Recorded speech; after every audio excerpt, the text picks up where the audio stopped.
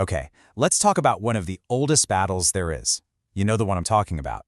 The one that happens inside our own heads. The classic head versus the heart. It's this constant question, isn't it? Do you go with that instant gut feeling, that flash of insight?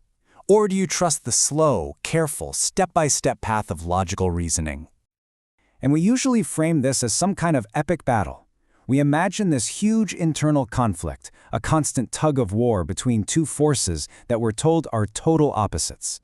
But what if that's the wrong way to look at it? What if they aren't enemies at all? There's a new theory called the Brain Kinematics Model, and it suggests something really beautiful, that they're actually partners in a complex dance, both moving toward the very same goal.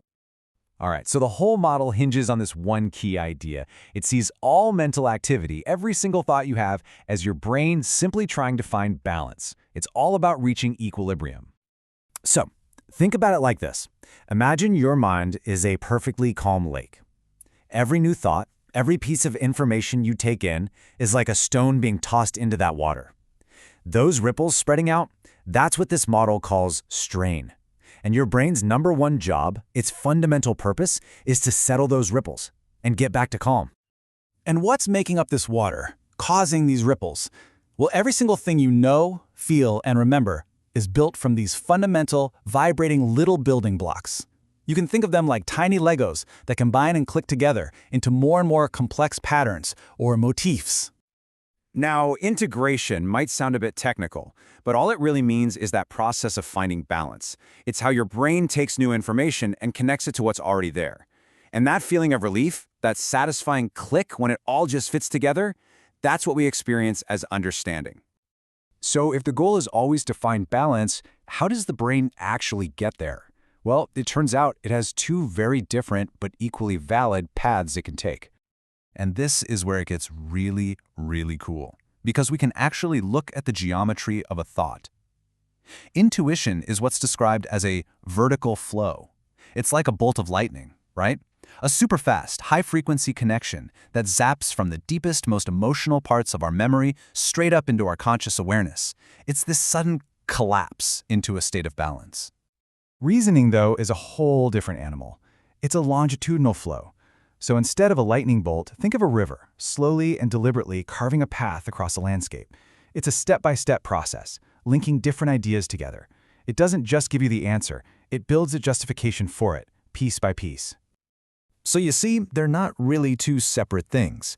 At the end of the day, they're just two different solutions. One incredibly fast, the other slow and steady, to the exact same problem, finding that mental equilibrium.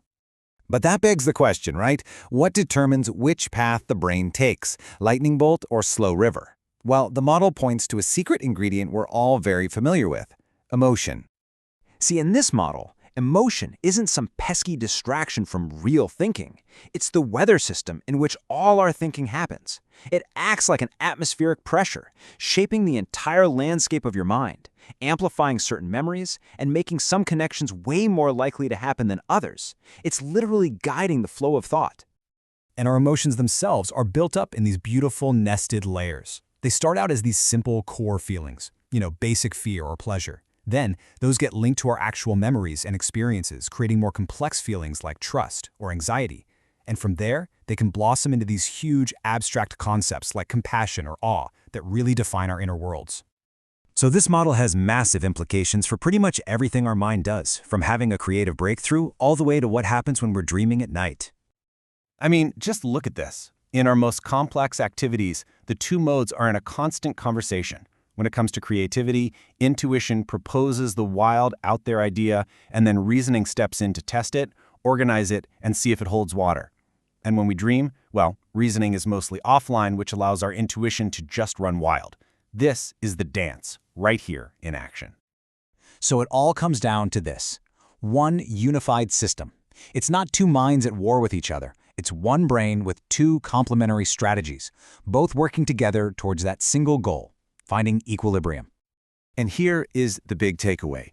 We need both. We absolutely need that lightning-fast insight from our intuition, but we also need the slow, deliberate verification from our reason to really navigate the world. You could say one of them gives us the map and the other checks the coordinates. So think about it. As you've been processing all of this, what's been happening in your own mind? Are you feeling a sudden intuitive click where it all just makes sense? Or are you carefully and logically piecing this explanation together, step by step? Maybe, just maybe, it's a little bit of both.